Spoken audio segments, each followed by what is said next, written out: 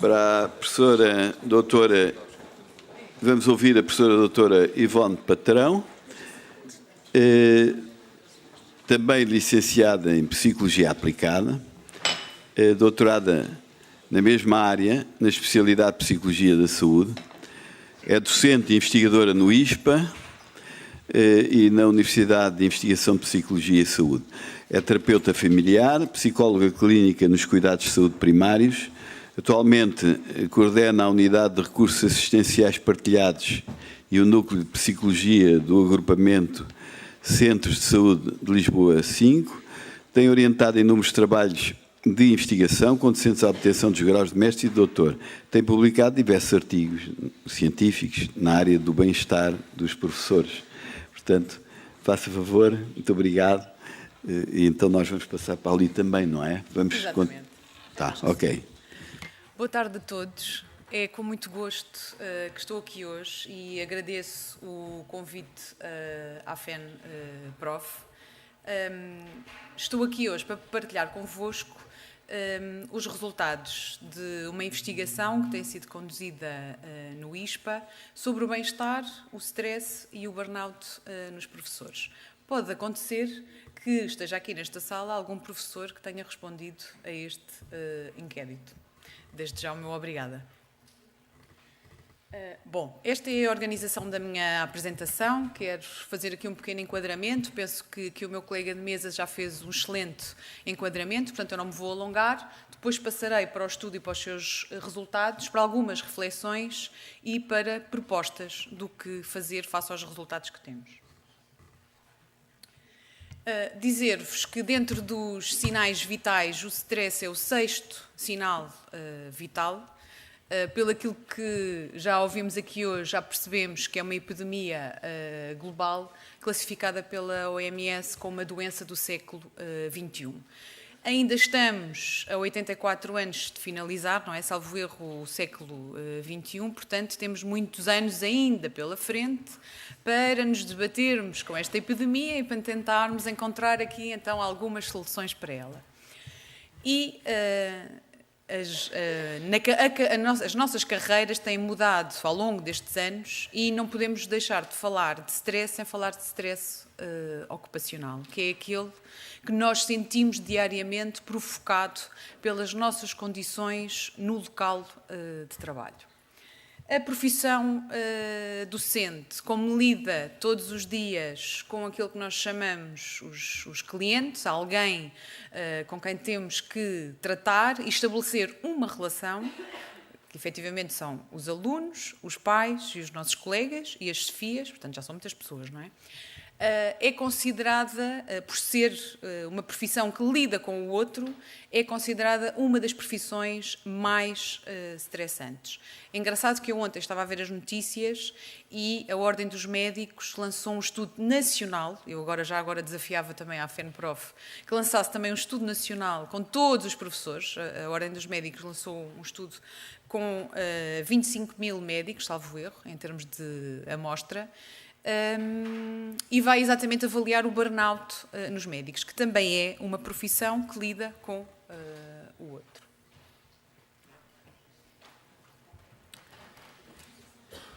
Sabemos de estudos anteriores, antes de fazermos este nosso estudo, colegas que começaram a fazer esta investigação em Portugal, sabemos que o stress e o burnout são bastante elevados neste grupo profissional, portanto nos docentes, mais do que noutras profissões de contacto de relação, não é? De contacto com os outros. E depois, se olharmos para os dados internacionais, europeus e americanos, neste caso, e também no Japão, temos estudos de incidência de ansiedade e depressão em professores que rondam entre os 23% e os 62%, portanto, preocupante. E temos muitas vezes, e eu como também faço prática clínica, também percebo isto quase todos os dias, temos muitas vezes professores que pedem ajuda e que têm queixas que não são, quer dizer, eles não chegam com o diagnóstico, eu tenho um burnout. São queixas que se enquadram no fundo, numa perturbação de ajustamento emocional, mas que depois, quando vamos a analisar, estamos perante um fenómeno que está relacionado com alguma coisa que se passa no local de trabalho. Bom, os nossos colegas espanhóis têm esta definição, que é o síndrome de queimar-se pelo trabalho, e eu acho que quando dizem isto, traduzem desta forma o burnout, percebemos claramente então que às vezes metemos lá a mão no fogo e não conseguimos tirar e saímos queimados. Isto quer dizer que já esgotámos todos os nossos esforços, todas as nossas estratégias para lidar com o stress no dia-a-dia, no trabalho, e que não conseguimos que esses esforços sejam eficazes. Portanto, já estamos exaustos. Só aqui uma pequena nota. Elevados níveis de stress não são bons, baixos também não, médios serão ótimos porque motivam para o investimento, no fundo estão associados a melhor performance, e quando, no fundo, entramos no red line, não é? Quando entramos numa fase de desgaste, então passamos a linha, não é? Passamos a marca e entramos num nível de exaustão. Portanto, também não queremos que as pessoas estejam com um investimento a 100%. Investimento moderado, no fundo, níveis de stress moderados dão uma performance moderada e é essa que se quer. Bom, agora contextualizando o nosso sistema educativo, sabemos que existiram muitas mudanças nos últimos anos, né? Décadas, e conseguimos perceber isto, que rapidamente temos saído de um estilo autoritário e repressivo para um estilo mais democrático e assertivo, seja lá o que isto queira aqui, enfim, dizer, e que, no fundo, saímos de uma prática de conservadora, não é? Um modelo conservador de práticas educativas. Eu ainda me lembro das reguadas que a minha professora primária me deu, ainda por cima eram feitas por a régua era feita por o pai de um colega, que era carpinteiro, portanto, estão a ver, coitado do rapaz, tinha este fator de stress, mas posso-vos dizer que é uma pessoa que eu ainda guardo com carinho, a professora Maria de Fátima, e que ainda hoje eu vejo e cumprimento. Pronto. Portanto, ela, apesar de ter esse modelo e esse estilo, conseguiu cativar-nos e conseguiu relacionar-se connosco e passar muitos ensinamentos. Bom, mas hoje estamos num modelo de prática educativa emergente que aquilo que eu sinto muitas vezes é que os professores andam a tentar perceber onde é que isto se pode enquadrar, que práticas é que vamos aqui conduzir hoje. Eu diria que há diferentes estilos e que os professores têm que ter a sua mala de ferramentas ou a sua mala de viagem e que vão desenvolvendo algumas competências. Não sei se é a escola e o sistema que lhes está a dar essas competências, se são eles que estão a promover por eles próprios sozinhos. Bom, e relativamente a isto, quem é melhor que os alunos para nos dizer afinal o que é que se passa? E para não me alongar mais aqui na conversa, percebemos, antes de fazer esta investigação, que a relação que os professores estabelecem, as práticas que, no fundo, aplicam na sala de aula e na sua escola, e no fundo que promovem a relação com o aluno, são um preditor muito importante para o envolvimento dos alunos e para que a aprendizagem ocorra com sucesso. Bom, vamos ouvir então aqui, não sei se já devem ter dado conta que existem muitos bloggers e youtubers, o Diogo Sena é um deles, que no fundo são alunos de ensino do segundo ciclo e do ensino secundário que vão publicando online as suas perspectivas sobre o que acontece no sistema educativo e sobre o que acontece na sua relação com os professores. Eu acho que é importante ouvirmos, mas também é importante vermos aqui que passa esta mensagem, que é uma mensagem de veras importante e que já foi aqui tocada, de perda de estatuto que o professor tem vindo a ter. Como é que eu consigo explicar resumidamente o ensino em Portugal? Isto devia ter bolinha vermelha, não é? Peço desculpa.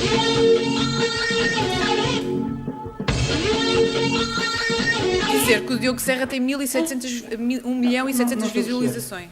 Ser bom aluno e tirar boas notas. Mas em Portugal, pá, isso não funciona aqui. Ser uma miúda. E porquê? Porque podemos utilizar a técnica da voz inocente e atrasado ao mesmo tempo, ou seja, meia inocente e meia atrasada. Oh, professor, olha, banana. 2. Fazer da frase declarativa da professora uma pergunta. Muito bem, caros alunos, 2 mais 2 igual a 4. Professora, mas 2 mais 2 igual a 4? E isto se chama participação em Portugal. 3. Depois das aulas, falar sempre com a professora sobre qualquer assunto que não seja as aulas. Professora, devo dizer que você está muito seguida hoje. Tipo isto, estás a ver. 4. Abanar sempre a cabeça, independentemente do que a assessora disser. Muito bem, caros alunos, escalipo de morango, balde de parede, placas tectónicas, avelã, Nutella, pão. E crocodilo. 5. Esquecer por completo os amigos, ignorá-los, fingir que eles não existem. Para além de teres boas notas com isso, também és uma pessoa muito mais feliz. 6. Estar toda a aula com o setor. Assim esclarece todas as dúvidas e aos outros não. E finalmente, apoiar sempre a opinião da professora, mesmo que diga a coisa mais estúpida à face da Terra. Muito bem, caros alunos, podemos ver que as marés existem porque Deus assim quis. Pois é, professora, eu também concordo. Ou seja, ter 0% de opinião e mentalidade própria. Bom, e aqui tem o meu guia para terem boas notas daqui a um mês, quando começarem as aulas. Porquê é que eu falei disto? Eu falei disto porque a educação em Portugal está... Está merda. Bom, basicamente este país está numa miséria. Portugal está tipo horrível. Estão a ver? E o que é que o governo faz? Reduz os custos na educação. É para ter o futuro, para o futuro ser bom, pá.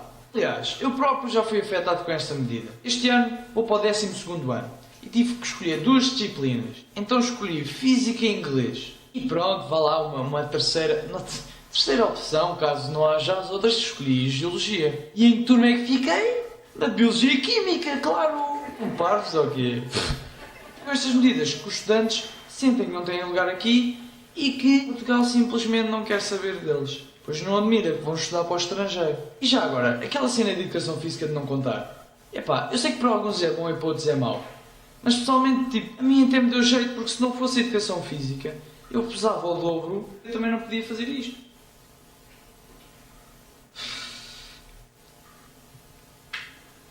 Epá, assim também não, pá. Assim parece aqueles moços que se dão com o Papa.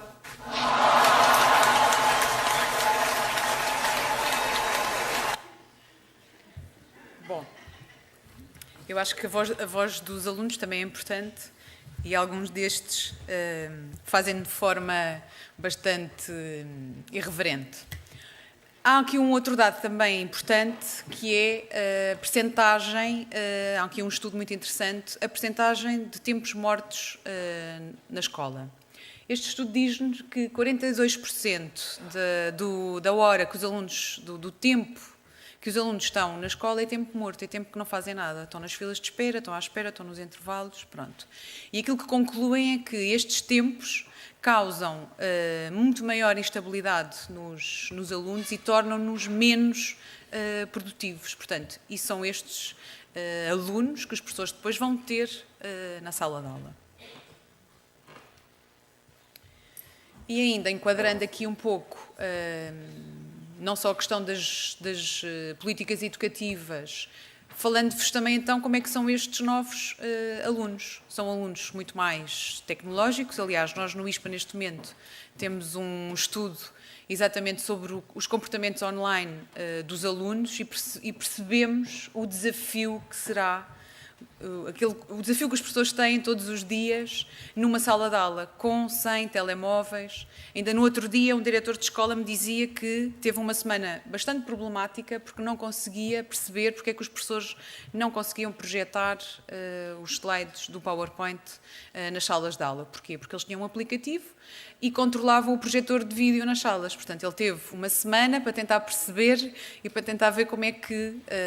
portanto, temos aqui aquilo que nós chamamos os novos alunos, as novas famílias e os desafios que isto também traz ao professor. Portanto, seguramente novas exigências. E todos nos lembramos das manifestações que os professores têm feito. A pergunta que nos surgiu foi, então, será que a formação dos professores acompanhou ou acompanha todas estas mudanças, todas estas questões que tenho estado aqui a colocar e que aquele blogger, aquele youtuber, o Diogo Sena, também colocou? Será que sim? E será que se tem promovido o desenvolvimento de competências pessoais para que os professores se sintam um pouco mais empoderados para fazer face a estas exigências? Bom, eu trago-vos então de seguida os resultados do estudo e algumas propostas para isto. Portanto, nós percebemos que existem aqui de facto muitos fatores de risco e que ninguém estaria a pensar então como é que nos vamos proteger, porque quando vamos à praia, já sabemos, existem imensas campanhas, ponham o protetor solar. E então, como é que os professores fazem face a estas exigências? O que é o protetor, não é? Bom, então avaliámos o stress e o burnout e alguns indicadores de ajustamento emocional e profissional, como a ansiedade, a depressão, a autoeficácia, as estratégias de coping, a satisfação profissional, o engagement, a inteligência emocional e as práticas educativas em professores do segundo, terceiro ciclo e secundário. Estes foram os instrumentos de avaliação, vou passar.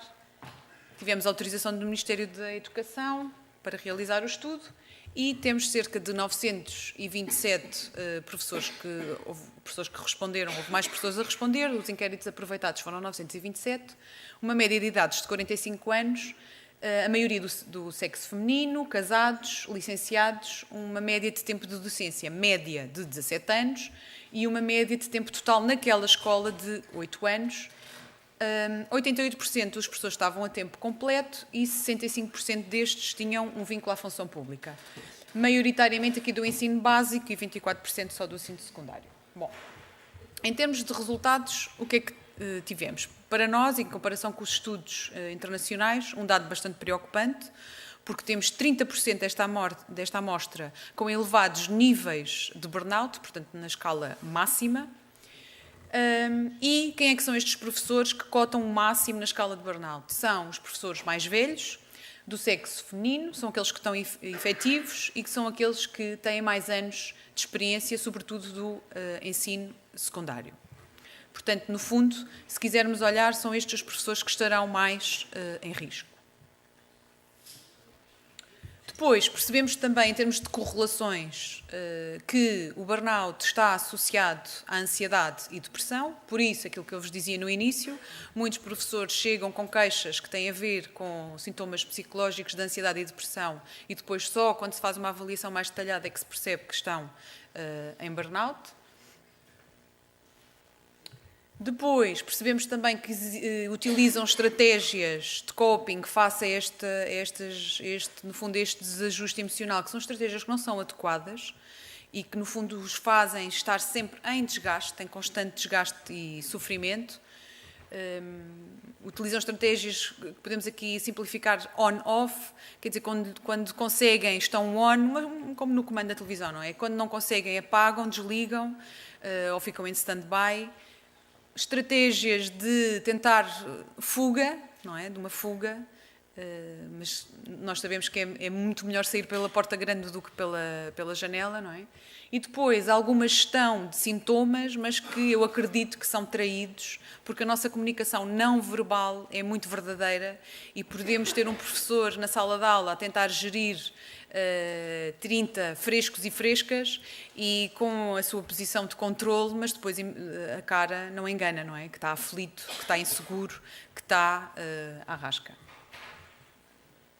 Bom, percebemos também, e pondo aqui também, porque estudámos também variáveis positivas, para tentar perceber o que é que diferenciava, percebemos que os professores que têm elevada autoeficácia, que se sentem capazes, que conseguem lidar com a situação, são aqueles que têm mais baixos níveis de burnout, que são os mais novos. Portanto, e aquilo que percebemos aqui é que provavelmente ainda não chegaram ao tempo do burnout, ao tempo do desgaste, não é? Que tem um tempo para chegar. Claro que eu pus aqui a imagem do Mourinho, são também 90 minutos para ganhar um jogo, são os 90 minutos de aula, e 90 em 90, de 90 em 90, há turmas que conseguimos melhor, há turmas que conseguimos pior. Eu quando digo isto também no papel da primeira pessoa, porque também sou professora, ainda que seja do ensino universitário, mas não deixa de ser também uma sala de aula para gerir e não deixamos de também ter os problemas de avaliação e tudo mais. Uma outra variável positiva, que é a satisfação profissional. Percebemos também que os professores que têm níveis de satisfação no trabalho têm menos níveis de burnout.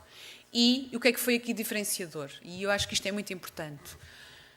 Aqueles que não se sentem satisfeitos são aqueles que nos dizem que há falta de condições organizacionais, e que são aqueles que estão em burnout, não é? Que não estão satisfeitos, dizem que há falta de condições organizacionais, tanto de recursos materiais e humanos nas escolas, como de condições para exercer a sua prática profissional.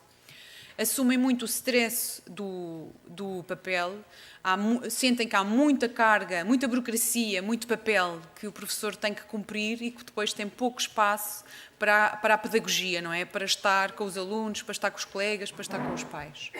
Sentem, e aqui de uma forma bastante elevada esta a percentagem, uma falta de reconhecimento profissional,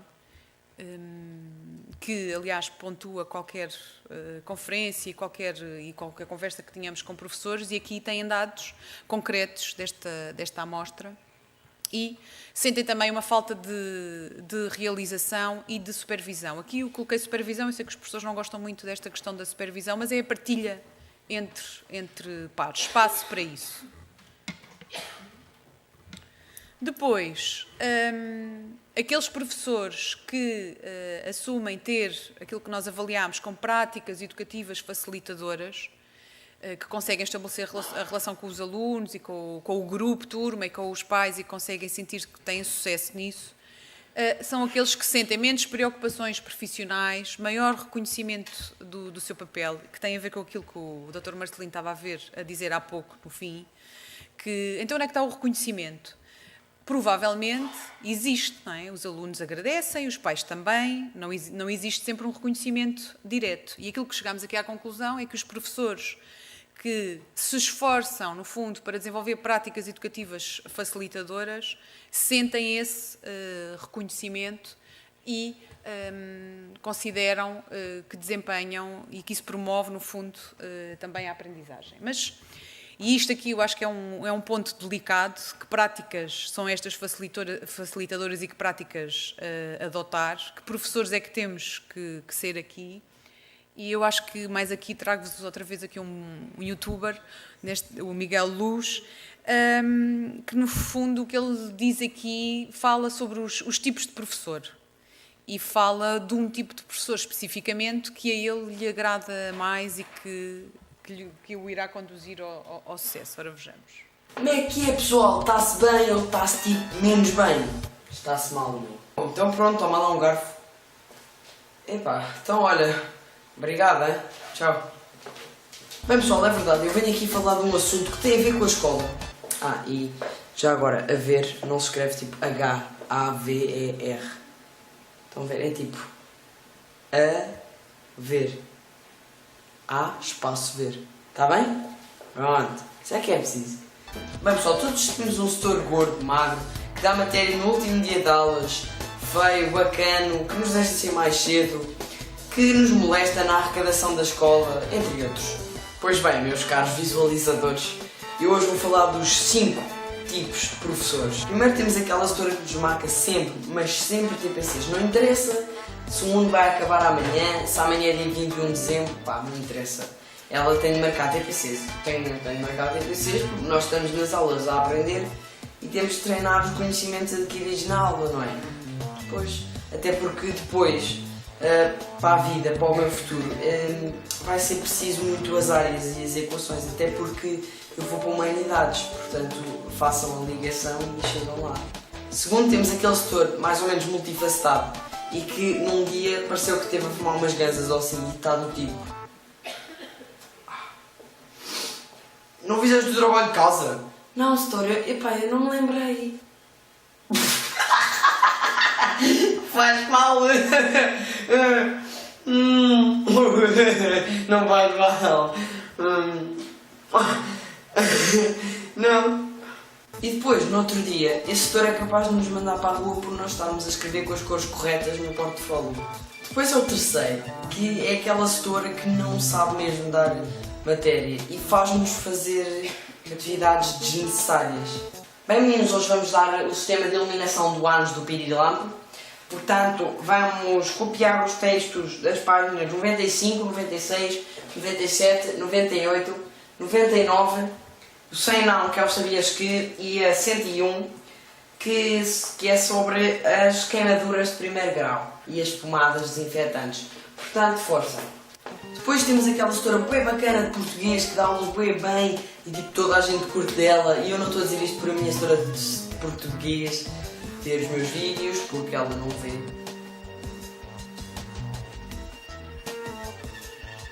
A setora! E para finalizar, não posso esquecer do quinto tipo, que é aquela setora que nos entretém durante 90 minutos a contar histórias enriquecedoras sobre a sua vida enquanto jovem, que é uma coisa muito emocionante, até porque eu tive uma setora de música que passava as aulas a falar do sobrinho. Eu lembro-me um dia ela começar a falar do tráfico de Coca-Cola que havia entre Espanha e Portugal, que é uma coisa que tem tudo a ver com música. E só para verem assim a que ponto chega o nível de cultura geral dentro da nossa sala de aula. Mas já foi fixe, aprendemos que o tráfico era feito por carrinhas e motas, e desde aí tenho tido mais cuidado ao beber Coca-Cola na rua. E estes foram os 5 tipos de professores que vocês devem ter, provavelmente. Comentem cá em baixo. Bom.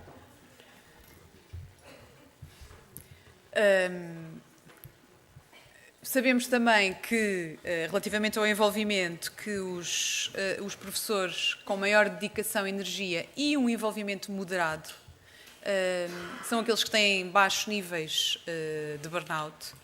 Portanto, muitas vezes também vemos as pessoas, tenho mais isto, tenho aquilo e agora vou fazer, e mais estes projetos muito envolvidos e muito dedicados, sem aquilo que se chama work-life balance, sem uma divisão aqui proporcional entre aquilo que é a sua vida pessoal e a sua vida profissional, que é muito importante que exista este equilíbrio, e sem isto, no fundo, há uma dedicação exclusiva ao que é a profissão, e isto também não é saudável. E para terminar, em termos de resultados, percebemos também que os professores com níveis adequados, os tais níveis moderados de envolvimento, de dedicação, são aqueles que têm clara capacidade para entender, clarificar e regular as suas emoções e ajudar os outros, neste caso os alunos, a fazê-lo, e que no fundo se traduz aquilo naquilo que avaliamos, são aqueles que têm mais inteligência emocional.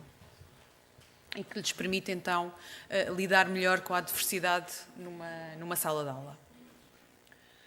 Depois, não quisemos deixar, depois de recolhermos estes dados todos, alguns preocupantes, outros que já nos transmitem aqui algumas soluções, nomeadamente quando pensamos na autoeficácia, no envolvimento e na inteligência emocional, do que é que podemos oferecer aos professores, perguntámos então quais são as necessidades formativas que sentem. E então, a primeira é a gestão de conflitos. Pronto, com 53% desta amostra a dizer ajudem-nos a aprender a lidar com os conflitos que temos dentro da escola. A seguir vem a prevenção da violência em meio escolar e, em terceiro, as competências comunicacionais. Digam-nos como é que podemos ser melhores e comunicar melhor com os alunos, com os colegas, com os pais. Portanto, e no fundo, a seguir a promoção de estilos de vida saudável, por aí fora, desenvolvimento pessoal, gestão do stress. Se repararem, temos muito mais pedidos em termos formativos destes professores de formações que têm a ver com o próprio, com o desenvolvimento do próprio, do que com questões académicas ou pronto. E quando olhamos para a oferta formativa, e digo-vos, há uma oferta formativa imensa, eu tive o cuidado de ver e de pesquisar, eu e os colegas da equipa de investigação, porque a oferta formativa é muita, não vi nenhuma oferta formativa para os professores nestas áreas. Portanto, eu acho que há aqui uma gap, não é? Uma lacuna. E com estes dados temos vindo a refletir e a pensar que, apesar de os resultados do estudo, 30% do burnout em comparação com estudos internacionais é um número muito elevado, portanto, e estes professores continuam a dar aulas, portanto, este inquérito foi recolhido com os professores a dar aulas, não são professores que estavam na altura de baixa médica. Portanto, temos também nesta amostra os outros que são mais resilientes e que conseguem fazer face nas mesmas condições às adversidades, mas também sabemos que esses são mais novos, estão no início de carreira. Pronto. Portanto, eu acho que o estudo alerta-nos para fazermos esta reflexão e a principal autora do burnout, a Maslach, ela fala de uma técnica muito importante, que é a técnica da descompressão, e em que, no fundo, temos que saber sair do nosso eu profissional e entrar no nosso eu pessoal, da nossa vida privada. Pronto. E não sei até que ponto, como é que os professores conseguem fazer atualmente esta divisão, este equilíbrio, porque levam coisas para fazer para casa, trazem, inundam, pronto. Devem ter visto que, ao longo daqui da minha comunicação, andava ali uma rosa, não é? E um barco à vela, não havíamos aqui para descobrir nada, mas que rumo é que temos que dar a estes professores, não é? Aos nossos professores. É engraçado ter falado da profissão de bailarino. Eu não sabia que a profissão de bailarina era uma das mais estressantes. Nós temos esta reflexão lá na equipa que, no meio destes resultados e daquilo que vamos contactando diariamente, quer dizer, o professor só pode ser um professor acrobata, não é?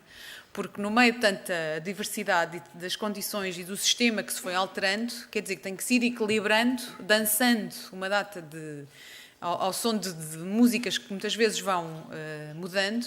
Portanto, eu não sabia, era que estava a trazer aqui uma reflexão, também ela, a profissão de risco, ser bailarino. Não é?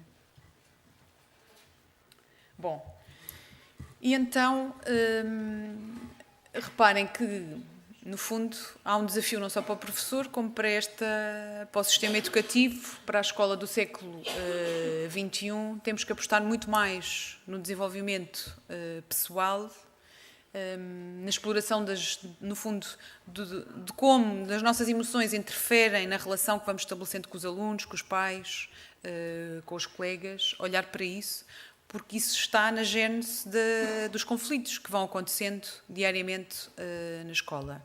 Os professores são pessoas, têm também as suas características e essas influenciam diretamente na relação que vão estabelecendo. E acho que é importante, consideramos que é muito importante olhar para isso. Isso pode ser um instrumento válido de trabalho para que os professores não cheguem ao limite. Claro que já ouvimos todos muito falar da educação global, da educação para as emoções, do privilegiar a relação como um instrumento. Parece-nos que é uma área de construção e, mais do que isso, uma área de co-construção.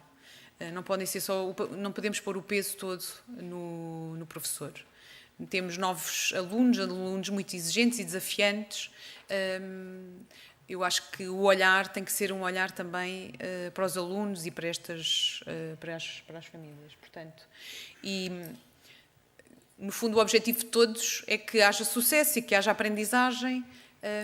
Eu acho que se tem investido muito em termos da balança, em todos os processos de organização e muito virados para a parte da aprendizagem da academia e muito menos naquilo que são o investimento nas pessoas que estão lá, não é? Todos os dias, e que com as suas características, umas melhores, outras piores, vão conseguindo funcionar sem ajuda. E por isso, em termos de proposta, e isto pegando um pouco em alguns programas que já são feitos na Noruega, na Suécia, Finlândia, eu acho que os nórdicos têm vindo a pensar isto de uma outra forma. Nós, a certa altura, articulámos com um dos autores, que é o Schaufeli, que também é muito conhecido nesta área da investigação do burnout e que também tem-se dedicado ao estudo com professores. E, no fundo, aquilo que eles focam em termos de diferença são estes contextos. Contexto individual, relacional e no próprio contexto da escola. E provavelmente aqui vou-vos trazer algumas propostas que não são desconhecidas. Por exemplo, no contexto da escola, provavelmente já todos ouviram falar da importância da metodologia de colaboração interpares.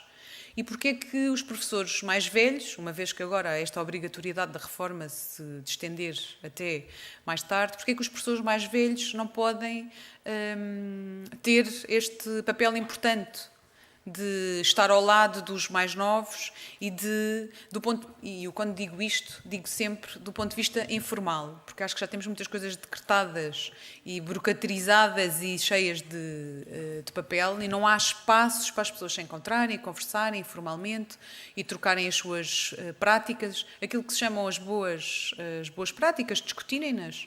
Sem este cariz de que estou a ser avaliado e agora fiz mal e agora vou-me... Pronto. Do ponto de vista relacional e individual, mais uma vez reforço aqui a importância de um olhar não só para as questões da aprendizagem, mas também para as questões do desenvolvimento da pessoa, do aluno, do professor. E, se calhar, para dar aqui um exemplo concreto, nós, psicólogos, ao longo da nossa formação, temos aquilo que chamamos a supervisão. Pronto. E ao longo de toda a nossa formação e depois de sermos psicólogos vamos tendo sempre supervisão. Portanto, nós atendemos casos, não é, em clínica, sejam eles, trabalhamos nós em serviços públicos ou em clínica privada e temos esta obrigatoriedade de irmos fazendo a nossa supervisão, que não é mais também que o nosso desenvolvimento enquanto terapeutas, enquanto pessoas e percebermos o que é que isto de nós pode influenciar ali na relação com o outro e prejudicar o atendimento e um bom atendimento à outra pessoa em consulta. Portanto, no fundo é esta ideia que vos trago dos professores poderem ter um espaço ao longo da sua carreira de partilha de práticas e, no fundo, parece-me que estas questões do burnout se iriam disseminando ao longo do tempo.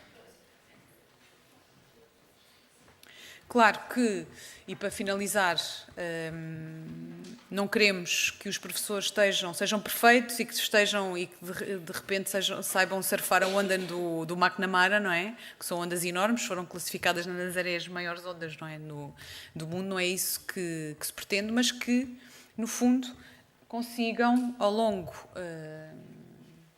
do tempo, ir gerindo as dificuldades sem necessidade de fazerem baixas recorrentes e de terem que fazer este spa para relaxar. Porque é que não se pode relaxar no próprio contexto do trabalho, não é? Porque é que o trabalho não pode ser uma coisa boa e também relaxante? Porque é que tem que ser outside disso?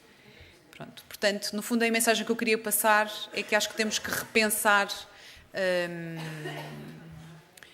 aquilo que vamos oferecendo aos professores nas nossas escolas, seguramente, para que eles consigam flutuar, umas vezes mais em apneia, outras vezes menos em apneia, umas vezes cá ao de cima, outras vezes mergulhando, com diferentes tipos de mergulhos, mas que consigam ir fazendo face às dificuldades, sem ser necessário um spa de 3 em 3 meses para se, no fundo, reabastecer de energias. Obrigada.